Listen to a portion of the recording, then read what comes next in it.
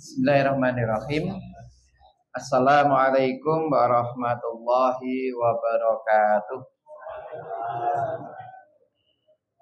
Innal hamdalillah nahmaduhu wa nasta'inu wa nastaghfiruh wa na'udzu billahi min shururi anfusina wa min sayyiati a'malina may yahdihillahu fala mudhillalah wa may yudhlil fala hadiyalah. Asyhadu an la ilaha illallah wahdahu la syarikalah wa asyhadu anna Muhammadan abduhu wa rasuluh. Allahumma sholli ala Muhammad wa ala ali Muhammad kama sholaita ala Ibrahim wa ala ali Ibrahim innaka Hamidum Majid. Amma ba'd.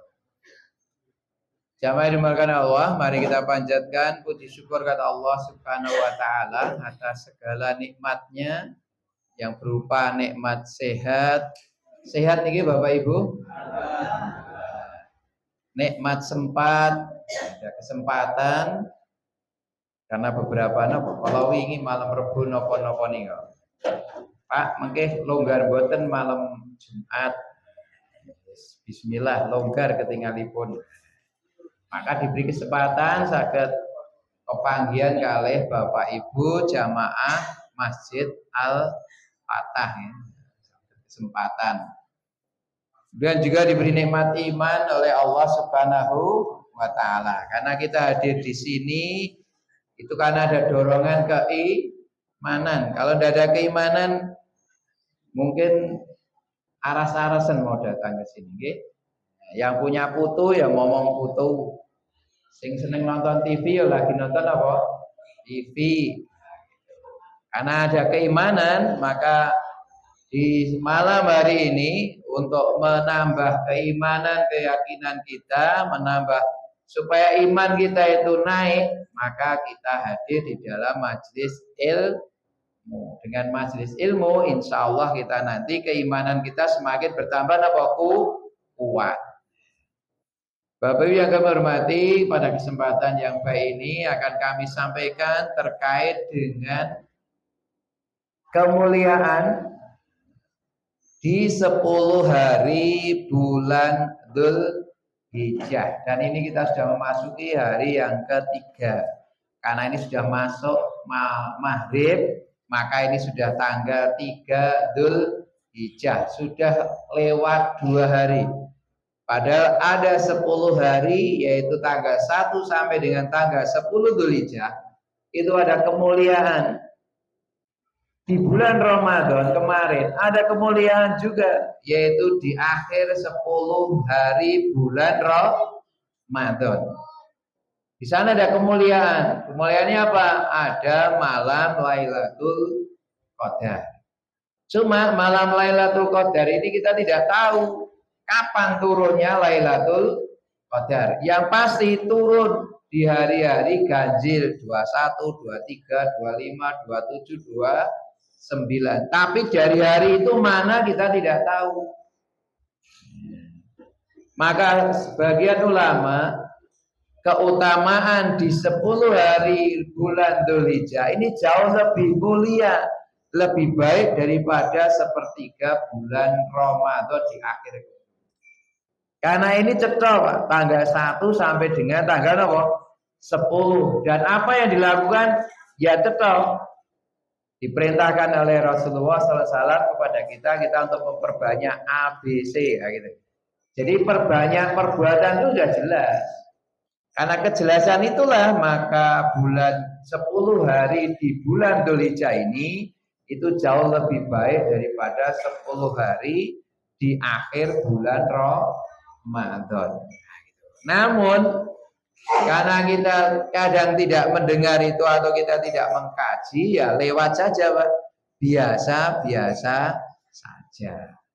Nah, yang pertama apa di keistimewaan di 10 hari bulan Ramadan di bulan Dzulhijjah ini? Yang pertama adalah ucapan takbiran. Karena dalam hadis Nabi sallallahu alaihi wasallam dan juga di dalam Al-Qur'an ada perintah supaya kita memperbanyak bacaan takbiran ini. Takbiran itu kan sebenarnya bacaan takbir, tahmid dan tahlil. Kan ngoten lagi. Allahu Akbar itu kan ucapan takbir. Allahu Akbar, la ilaha illallah ucapan tahlil. La ilaha illallahnya ucapan tahlil. Allahu Akbar walillahil hamd itu adalah ucapan tahmid. Perbanyaklah itu. Nah, jadi perbanyak itu berarti kita memperbanyak ucapan takbiran. Nenek takbir dok kan hanya ucapan Allahu Akbar. Nenek takbiran yang meliputi tadi. Dan di dalam ayat Al-Quran di surat Al-Hajj ayat 28 Allah memerintahkan kepada kita, A'udzubillahi minasyaitonirrajim, wa yadhkuru smallahi fi ayyamin ma'lumat. Dan dalam mereka menyebut nama Allah pada hari-hari yang telah dimaklumi. Nah, dimaklumi itu apa? Hari yang sudah disebutkan tanggal 1 sampai dengan tanggal 10 Dzulhijjah. Supaya menyebut apa? Asma Allah. Asma Allah ini nanti di dalam hadis disebutkan silakan memperbanyak ucapan apa? Takbiran tadi. Nah, jadi kita bertakbir. Ning ketoke do takbiran mboten ning mulai tanggal 1 kemarin. Boten. Ada ini dimaklumi sejak tanggal 1 Dzulhijjah itu ada perintah untuk kita mengucapkan takbir, tahlil dan tahmid atau takbiran. Atau kalau kita ada takbiran ya ucapan subhanallah, alhamdulillah, wala ilaha illallah, Allahu Akbar. Sebenarnya juga sama. Ini juga bisa ucapan ini sama. Tapi kalau mau takbiran ya biasa kita bertakbiran. Tapi kita hari ketiga ini kita aja sepi nih. Buat ternyata saya ucapan bertakbir. Kita aja sepi gimana? Mana orang usum, wong bakdo kok wis takbiran. Itu adalah ucapan yang dimaklumi yang hari tanggal 1 dengan sampai dengan tanggal 10 Dzulhijjah. Didukung oleh hadis Nabi sallallahu alaihi wasallam. Ma min ayamin adamu indawi wal ahabu ilaihil amalu fihinna min hadhil ayamil as fa aktsiru fihinna minat tahlili wa takbiri wa tahmid.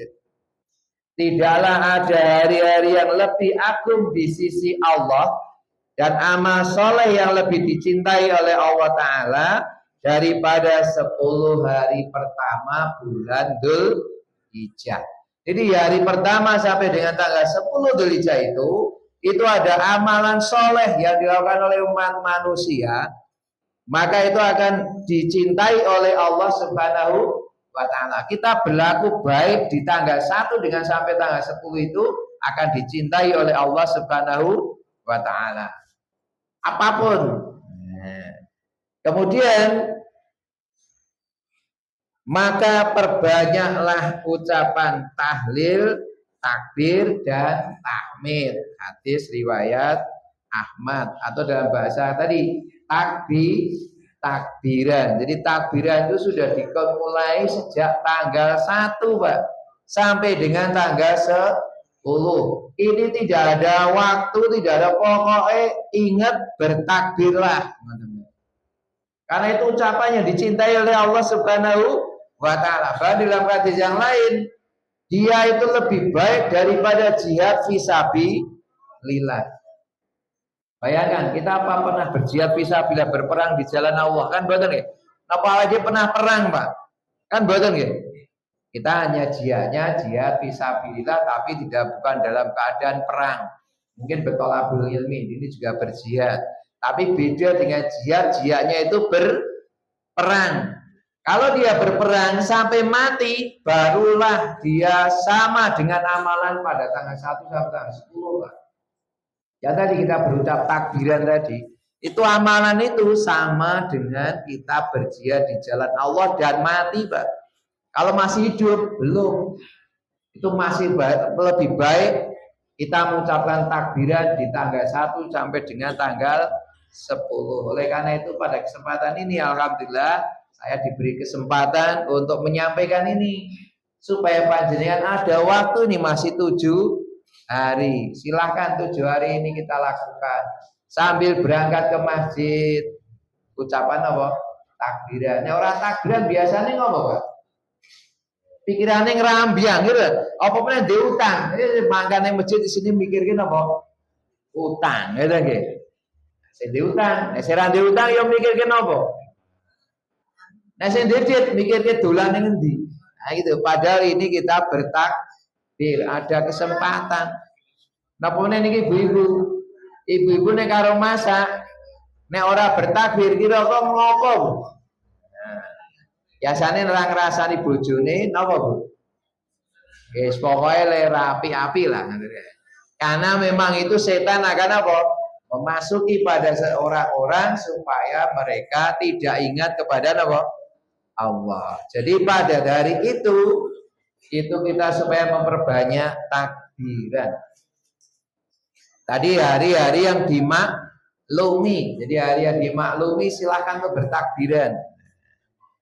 Ada lagi hadis dari Nabi sallallahu alaihi wasallam. Dahulu Ibnu Umar dan Abu Hurairah keluar menuju pasar pada 10 hari pertama di bulan Dzulhijjah dalam keadaan bertakbir, dan manusia pun ikut bertakbir, dan Muhammad bin Ali bertakbir setelah sholat sunnah. Jadi Abu Hurairah, Ibnu Umar itu putranya Umar bin Khattab. Ketika memasuki tanggal 1 Dzulhijjah, mereka ketika pergi ke pasar itu sambil apa? Mengucapkan takbir. Maka nanti ada hadis lagi, ketika di pasar maka orang-orang mengikuti apa yang dilakukan oleh Ibnu Umar dan Abu Hurairah. Maka pasar itu bergemuruh dengan ucapan apa? Takbir. Nah gitu Bapak-bapak. Jadi zaman dahulu sudah dimulai itu tanggal 1 sampai dengan tanggal apa? 10. Maka Bapak Ibu silahkan ini mumpung masih ada waktu, dan ini pahalanya lebih baik daripada perang di jalan Allah. Namun karena tadi kita tidak apa ya, karena di bulan-bulan itu ya jadi banyak hal yang ya karena setannya tidak diranjam, tidak dicencang oleh Allah Subhanahu wa taala, ya mereka akan mengganggu kepada kita semuanya. Maka kita lewat saja di bulan Dzulhijjah ini, tidak ada amalan yang kita lakukan. Karena itu mari Bapak Ibu masih ada kesempatan. Kemudian nanti ketika di hari raya, di malam takbiran, apakah ini hanya khusus laki-laki? Ternyata boten. Bahwa bertakbir itu sejak zaman dahulu sudah dilakukan tidak hanya kaum laki-laki, tetapi kaum apa? Perempuan. Biasanya nek teng masjid niku sing teng masjid bapak-bapak apa ibu-ibu? Biasanya bapak-bapak, ibu-ibune biasanya pengen apa? Mulai. Padahal ini boten. Ada hadis dari Nabi sallallahu alaihi wasallam. Hadisnya kita baca saja kepada yang perempuan. Maimunah, nah itu ya. Maimunah niku sinten? Mantan istrinya Rasulullah sallallahu alaihi wasallam. Karena ini ketika Maimunah bertakbir ini Rasulullah sudah meninggal. Jadi di zaman setelah Rasulullah meninggal itu, Maimunah ketika di tanggal, kalau ini tanggalnya kalau bertakbir di malam itu, yang diceritakan adalah di malam-malam hari Tasyrik. Jadi malam hari raya sampai dengan malam-malam hari Tasyrik. Yaitu Maimunah istri Nabi sallallahu alaihi wasallam. Kalau Maimunah nanti kita bisa baca hadisnya Nabi. Maimunah pernah sholat bersama Rasulullah, posisinya berdampingan, Mbak. Jadi Bapak Ibu nek sholat karo istri ini boleh jejer. Nek go wong loro ning ora oleh karo istrine wong liya. Istri wong liya ora oleh jejer. Posisi wanita ada di belakang. Tapi nek suami istri boleh. Hadisnya dari Maimunah, aku pernah sholat malam bersama Rasulullah. jubahnya Rasulullah ketika rukuk mengenai tubuhku. Nek mengenai berarti ada apa cerah. Enggak apa-apa. Ada lagi hadisnya Maimunah juga. Maimunah pernah menceritakan, aku pernah mandi bersama Rasulullah di dalam satu bejana. Maksudnya dalam satu bejana, ada bejana. Rasulullah pakai gayung, Maimunah juga pakai gayung. Nanti bapak ibu mandi berdua. Oh nanti, alhamdulillah. Nih, biasanya kita sawangannya buatan tahu deh. Isin no mosok adus bareng. Itulah kehebatan Rasulullah. Keharmonisan itu ya kalau wong tidur bareng ora apa-apa, mandi juga tidak masalah. Karena akan menambah keharmonisan. Mulane wong padu, bar padu mesti ndek anak.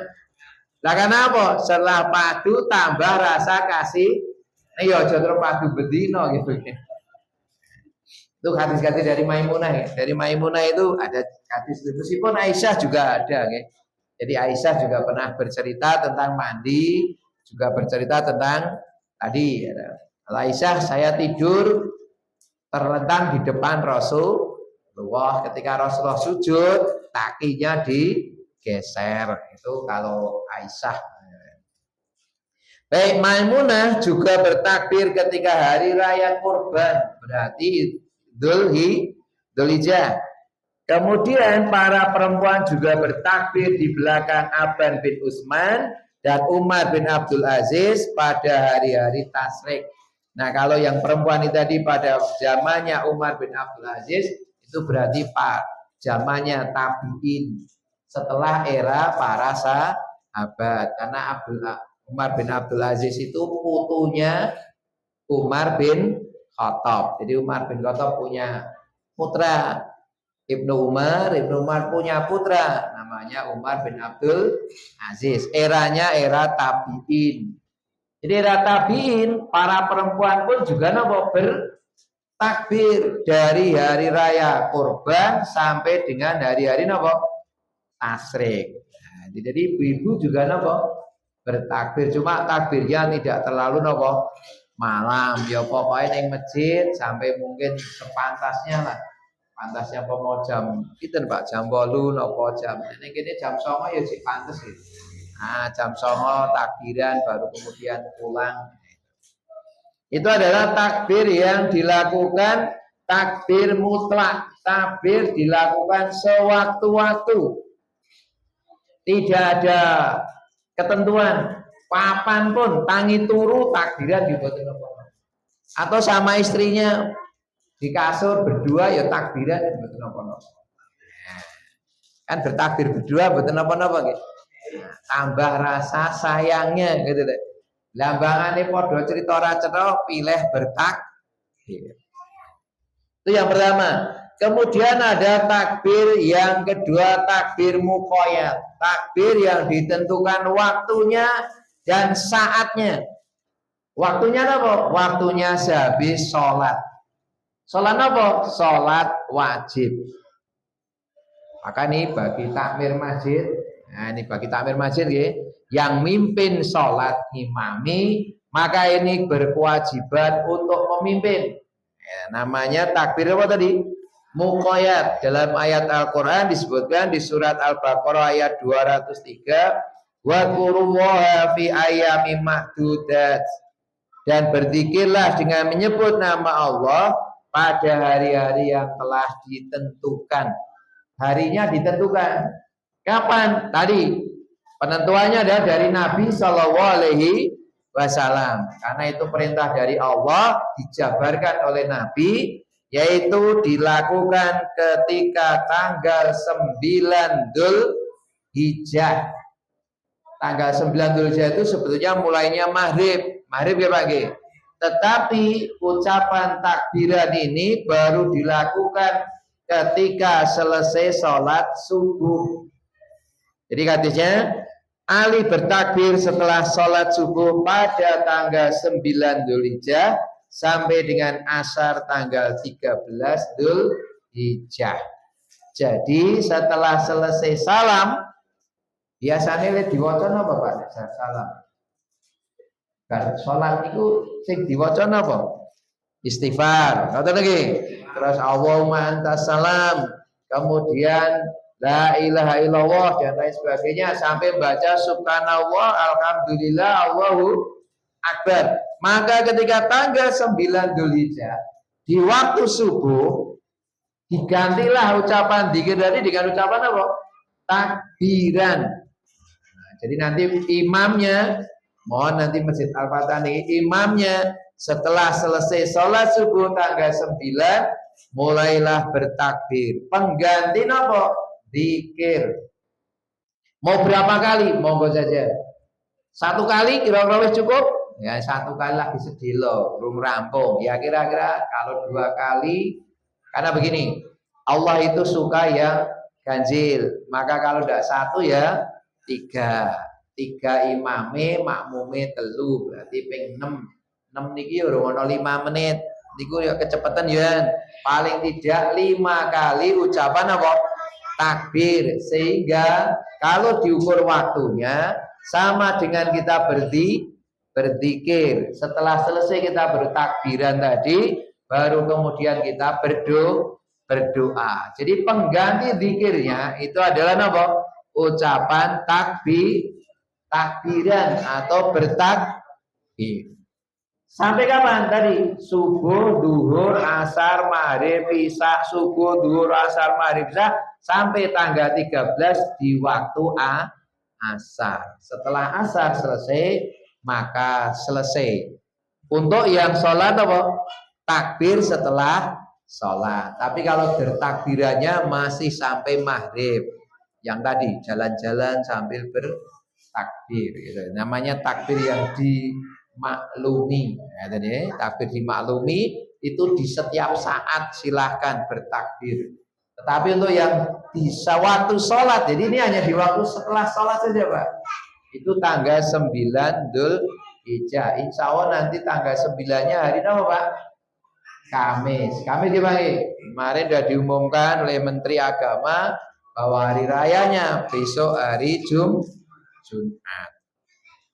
Baik, yang pertama itu ibadah yang disukai oleh Allah Subhanahu wa taala di bulan Dzulhijjah adalah ucapan apa?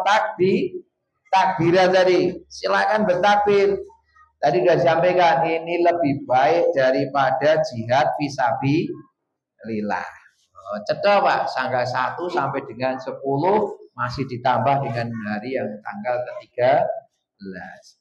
Kemudian yang kedua apa? Ibadah apa yang kita lakukan di bulan Dzulhijjah di 10 hari yang pertama, yaitu mendekati tanggal hari 10, yaitu tanggal berapa Pak? 9 Dzulhijjah ada yaitu disunahkan kita berpuasa. Namanya puasa apa Bapak? Puasa apa? Arafah. Puasa yang dilakukan pada tanggal 9 Dzulhijjah. Memang ada sebagian pendapat karena ada jamaah haji yang di Mekah sana melaksanakan ibadah haji itu dikatakan haji itu adalah ibadah wukuf di Arafah. Maka kemudian ada pendapat ketika orang berwukuf di orang jamaah haji wukuf di Arafah, maka kita yang tidak melaksanakan ibadah haji disunahkan untuk berpuasa Arafah. Namun Bapak Ibu, sebetulnya perintah puasa Arafah dengan ibadah haji lebih dahulu puasa Arafah. Maka mestinya tidak demikian. Tapi ada ada pendapat kalau jamaah haji wukuf kita berpuasa, kan begitu Ge? Tapi sebetulnya kalau kita lihat sejarahnya, ibadah puasa Arafah itu sudah dimulai sejak tahun kedua Hijriah. Jadi ke tahun kedua Hijriah ketika Rasulullah hijrah ke Madinah, orang-orang Madinah itu matur datang Rasulullah, ya Rasulullah, mereka punya hari raya, kita tidak punya hari raya.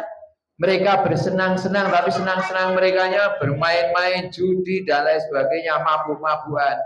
Nah, kita tidak punya hari raya, maka turunlah ada perintah berpuasa di bulan Ramadan dan berhari raya pada tanggal 1 Syawal. Kan ngerti nggih? Kemudian yang kedua, berhari raya pada tanggal 10 Dzulhijjah dan dimulai puasa tanggal 9 Dzulhijjah yang dinamakan puasa Arafah. Jadi puasa Arafah itu sudah dimulai tanggal 9 Dzulhijjah. Sedangkan ibadah haji itu Rasulullah baru melaksanakan di tahun ke-6 Hijriah. Itu pun Rasulullah belum bisa melaksanakan ibadah haji. Karena belum bisa melaksanakan ibadah haji, maka belum bisa dikatakan ada puasa, ada wukuf di Arafah. Wukuf di Arafah itu hanya terjadi Rasulullah di tahun ke-9 atau 10 Hijriah, yaitu haji wada. Rasul melaksanakan ibadah haji dari sekali, kemudian Rasulullah kembali ke Madinah di bulan Muharram, Rabiul Awal, Rasulullah SAW meninggal. Nah, itulah, maka puasa Arafah itu lebih dahulu daripada wukuf di Arafah. Maka kita perlu pahamkan dulu. Maka kalau nanti ada perbedaan masalah kapan ibadah hukumnya kok tidak sama dengan Arab Saudi, tidak masalah. Yang penting melaksanakannya adalah di tanggal 9 Dzulhijjah. Karena peristiwanya wukuf di Arafah dengan puasa Arafah lebih dahulu puasa Arafah. Jadi puasa Arafah sudah dijalankan beberapa tahun. Kalau itu baru ke tahun ke-9 berarti sudah dilaksanakan 7 kali puasa Arafah baru ada wukuf Arafah. Kan gitu. Jadi lebih dahulu ya. Perlu dipahami. Dan puasa Arafah ini adalah pahalanya lebih baik, yaitu bukan lebih baik Mas. Pahalanya adalah diampuni dosanya 2 tahun, setahun yang lalu dan setahun yang akan datang. Bayangkan hanya puasa sehari tapi pahalanya 2 tahun. Maka inilah ibadah yang disukai oleh Allah Subhanahu wa taala. Ibadah yang dicintai oleh Allah Subhanahu wa taala. Maka nanti kalau tanggal 9 Dzulhijjah sampai kita tidak puasa, iman. Ada 2 perintah dari Rasulullah sallallahu alaihi wasallam. Kemudian yang ketiga apa? Yaitu kita menjalankan sholat di malam hari, kita kemudian nanti ada takbiran di tanggal 10 Dzulhijjah kita melaksanakan apa? Sholat Id. Ya, teman-teman nggih. Nah, kita diperintahkan oleh Allah Subhanahu wa taala melalui nabinya pada tanggal 10 Dzulhijjah kita melaksanakan sholat Id. Tapi jamaah haji mboten. Beda, kalau jamaah haji tidak melaksanakan apa? Sholat Idul Adha. Tapi apa? Apa yang dilakukan? Melempar jumroh. Melempar jumroh apa? Aqabah. Jumroh Aqabah, jumroh yang paling jauh. Nah, jumlah wusta, ula, kemudian Aqabah. Jadi yang paling terakhir kita lempar di sana, baru kemudian kembali ke Mina. Bagi yang mengerti tentang jalur, biasanya dari melempar Aqabah terus berjalan ke Mekah, melaksanakan tawaf, sa'i, kemudian tahallul, kembali ke Mina. Bagi yang ngerti, kalau tidak ngerti ya kembali lagi ke Mina lagi. Nah, padahal ke Mekah dengan kembali ke perkemahannya lebih dekat ke Mekah. Nah, kalau yang paham, saya pahamnya setelah pulang, loh kalau cerak yo, oh itu kok jamarotnya di situ, kok Mekahnya kok di sini, loh mana luwih cerak gitu. Tapi sebacot nopo selesai, namanya sudah selesai ya kita baru tahu.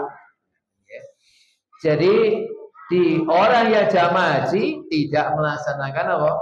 Sholat Idul Adha. Kita yang tidak melaksanakan ibadah haji, kita ada perintah untuk melaksanakan sholat Idul Adha pada tanggal 10 Dzulhijjah. Ada 3 ibadah ya Pak. 1 apa tadi? Takbir. 2 puasa tanggal 9. 10 melaksanakan sholat Idul Adha.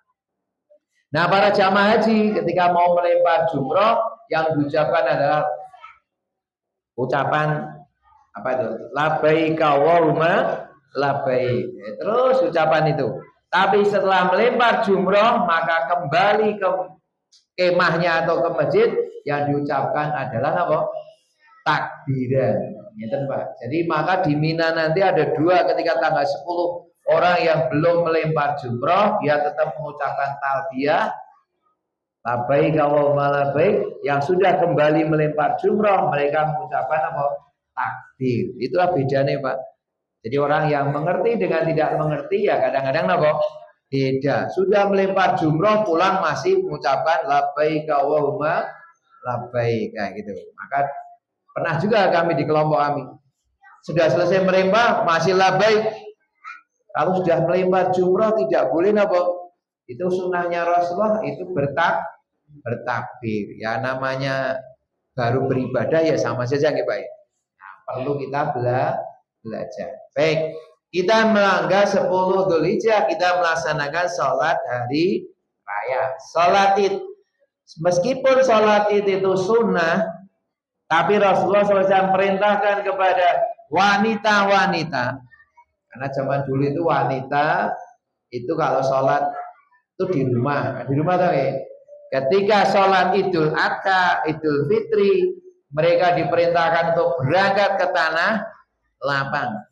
Bahkan diperintahkan juga kepada budak-budak mereka. Budak-budak niku pembantu boten ya budak.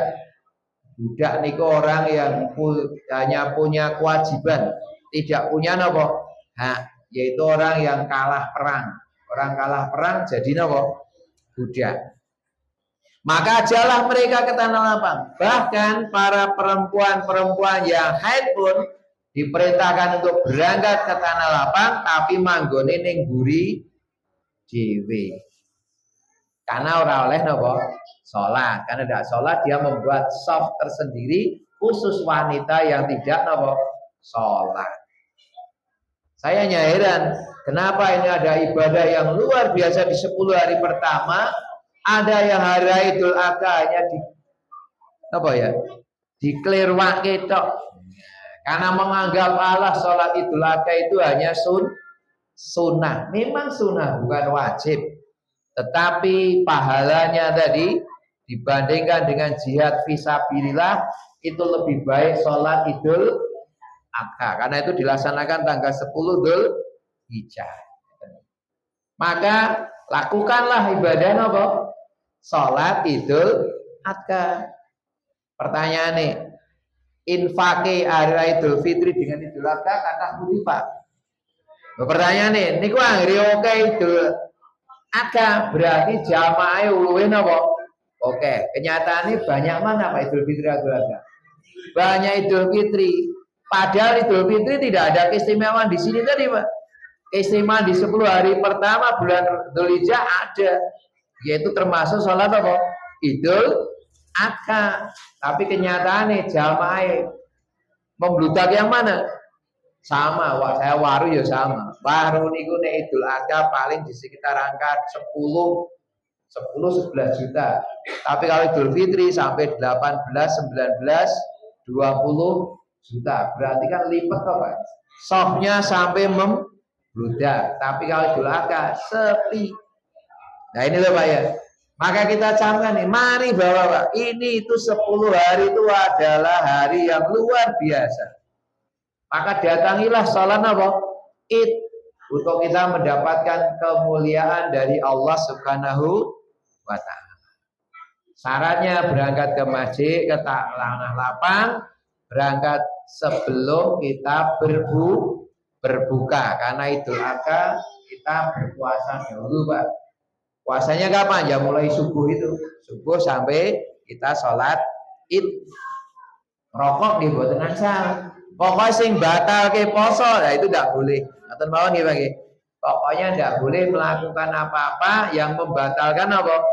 Puasa. Kita berangkat ke tanah lapang. Silahkan nanti berangkat monggo. Nah, pakai wangian. Hanya ibu-ibu memang disarankan Jangan pakai wangi-wangian yang menyengat. Kalau ibu-ibu tidak boleh. Oleh pakai wangi-wangian ning sing iso mambu mu awake dhewe. Mambu gitu.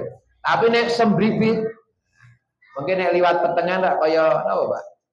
Ono peri iki. Napa mambune sembribit. Nah, kalau bapak-bapak boleh sak brujuke ngoten ya. Sak botol brujuke pisan ya monggo. Tapi nek ibu-ibu tidak boleh. Ibu-ibu hanya boleh untuk dirinya sendiri. Itu sholat Idul Adha. Kemudian waktunya Bapak. Waktunya Idul Fitri Idul Adha beda. Idul Fitri itu dua tombak.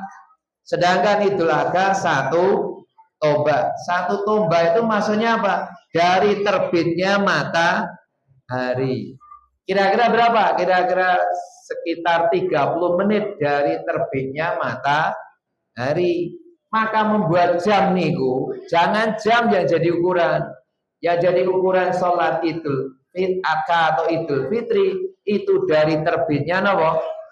Matahari. Ukurannya terbitnya napa? Matahari. Besok itu terbitnya matahari udah salah jam 5.40 berapa menit gitu. Katakanlah 45 menit atau 40 menit lah. 40 menit karena ini sudah mulai agak pagi gitu. 40 menit. Kalau kita sholat idnya jam 6 itu matahari baru nopo kecil, belum sampai satu nopo tombak. Jadi menentukan waktu ini kita lihatnya dari sini. Kita bacanya dari hadis Nabi Shallallahu Alaihi Wasallam. Kalau Idul Fitri 2 tombak agak siang, kira-kira jam 6:30 gitu kan. Kalau Idul Adha karena ini jam 6 kurang 20 menit, ya kita mau sholat idnya jam 6.15 lah. Jam 6.15 karena kita itu terbit itu kan masih di ufuk. Naik ke segitu berapa menit aja masih ketutupan dengan gunung Lawu, belum kemudian baru terbit. Nah gitu. Maka menentukan jam itu penting Pak, tapi jam itu bukan jadi nopo ukuran. Ukurannya adalah terbitnya matahari. Kalau di Waru jam 6.15 karena ngitungnya tadi.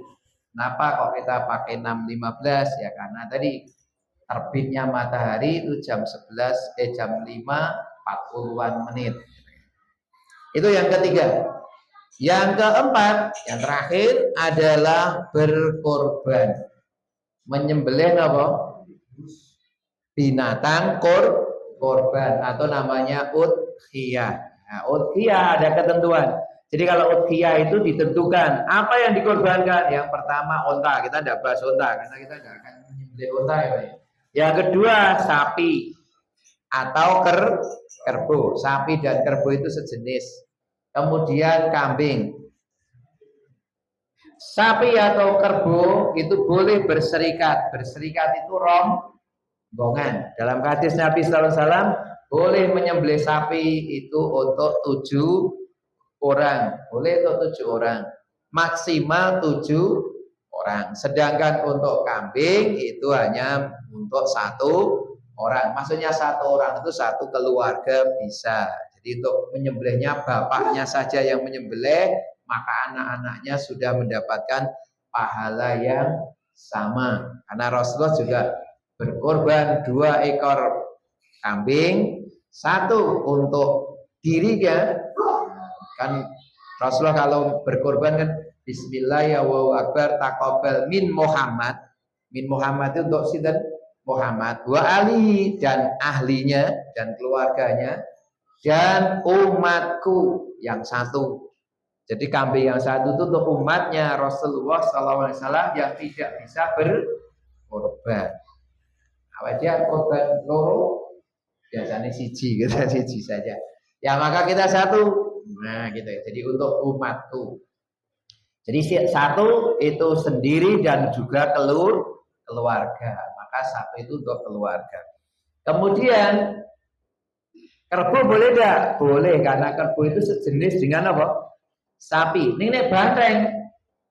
Boten, karena banteng itu bukan binatang apa?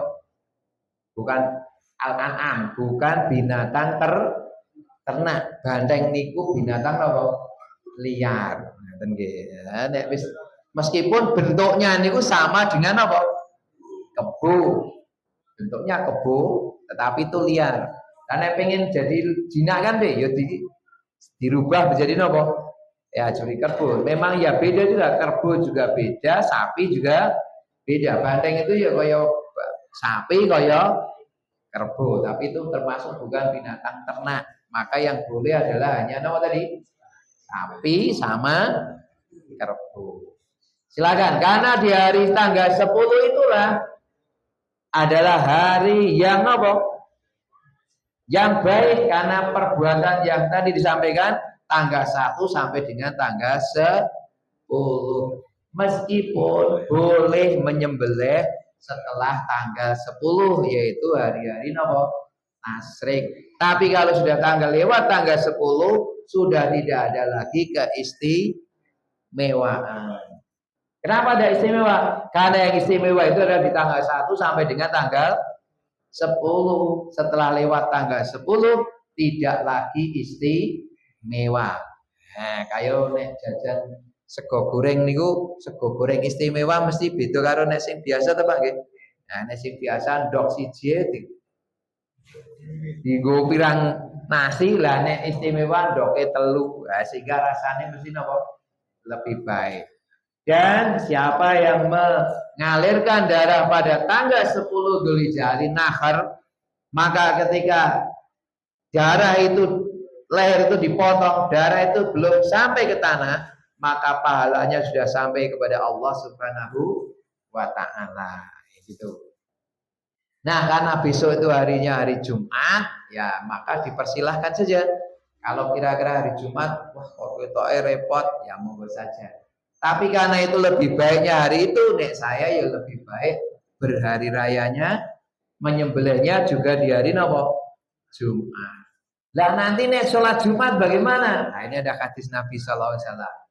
Ketika di hari Jumat ada hari raya bersamaan di satu hari, yaitu Idul Fitri atau Idul Adha bersamaan hari Jumat, maka Rasulullah memberi keringanan. Barang siapa yang merasa berat melaksanakan sholat Jumat, maka diperbolehkan tidak melaksanakan sholat Jumat. Kok ngono? Karena begini Bapak-bapak, kita harus tahu dalil niku kok muncul ngeten pripun. Karena dulu ketika orang, betul apa Pak? Belajar sini betul apa ya? Karena dahulu ketika sholat Id itu adanya di Madinah, orang-orang di gunung itu berangkat dari rumah ke tanah lapang yang ada di musola yang dipakai itu makamnya. Setelah sekarang jadi makam, dulu itu tanah lapang, tanah yang dipakai untuk sholat Rasulullah SAW ketika hari raya. Mereka datang ke situ. Nah, ketika mereka kembali ke kampungnya, terus Jumatan kembali lagi ke situ, maka terasa apa? Berat. Ampun dibayangke ke sakniki numpain apa? Mobil, dulu jalan kaki atau naik onta. Maka Rasulullah perintahkan silahkan kalau kalian merasa berat, maka silahkan tidak melaksanakan sholat Jumat bagi bapak-bapak. Tetapi tetap melaksanakan sholat duhur karena tidak sholat Jumat. Kok begitu? Kita baca hadis ya. Ada peristiwa ketika di zaman Ibnu Zubair. Ibnu Zubair jadi khalifah, pemimpin. Maka ketika jadi pemimpin, itu jadi imam. Nah, ketika jadi imam, ketika sholat Idul Fitri, itu sholatnya agak disiangkan sedikit. Kemudian Jumat tidak keluar, orang-orang datang ke masjid, kemudian saling berbini, gimana ini kok pemimpin tidak keluar? Mereka menjalankan sholat duhur, tidak menjalankan sholat Jumat. Kemudian waktu asar Ibnu Zubair baru keluar dari istananya ke masjid untuk sholat asar. Maka orang-orang menanyakan, bagaimana ini kok Ibnu Zubair tidak keluar menjadi pemimpin sholat Jumat? Maka ditanyakan kepada Ibnu Abbas. Ibnu Abbas itu orang yang ahli tafsir. Maka ditanyakan, bagaimana Ibnu Abbas? Oh, Ibnu Zubair sudah sesuai dengan sunnah. Maksudnya apa? Boleh tidak sholat Jumat, tapi sholat apa? Duhur. Nah, bagi yang repot tadi odot-odot daging, urung rampung, seandainya tidak sholat Jumat pun diizinkan, tapi ora oleh show of force. Show of force bisa lambleh ning kono kene Jumatan ndak boleh. Sing ning kono ya leren kabeh ndelik nek ora salat Jumat. Ngoten Pak. Pak Parianto peh ora salat Jumat malah pit-pitan. Ora oleh ngoten. Sing ora Jumatan ndelik ning omah karena itu madorotnya lebih banyak nanti. Pemimpin imam masjid malah orang yang masjid malah pit-pitan nanti ora do ning masjid iki piye, karena mereka tidak tahu. Orang yang tahu dengan yang tidak tahu itu lebih banyak yang tidak tahu. Tetapi masjidnya tetap melaksanakan sholat apa? Jumat. Karena apa? Karena ada orang yang belum melaksanakan sholat Id, maka mereka harus melaksanakan sholat Jumat. Demikian Bapak Ibu. Wah, bareng diterangke ini sobat ora Jumatan, nek Jumatan delik kabeh. Nah, tapi masjid ini tetap melaksanakan apa? Salat Jumat. Dan tadi jenengan kudu dalam kondisi napa? Repot. Lah nek ora repot wong bleh kok nonton tok. Nah, orang ngono kok ora salat Jumat ya arep ngopo kan gitu. Dan hari itu hari masih di tanggal 10 Dzulhijjah. Apapun yang kita lakukan di tanggal 10 itu masih itu ibadah yang diutamakan. Demikian yang dapat kami sampaikan, kurang lebihnya mohon maaf. Masrum minallah wa fatul qarib. Assalamualaikum warahmatullahi wabarakatuh.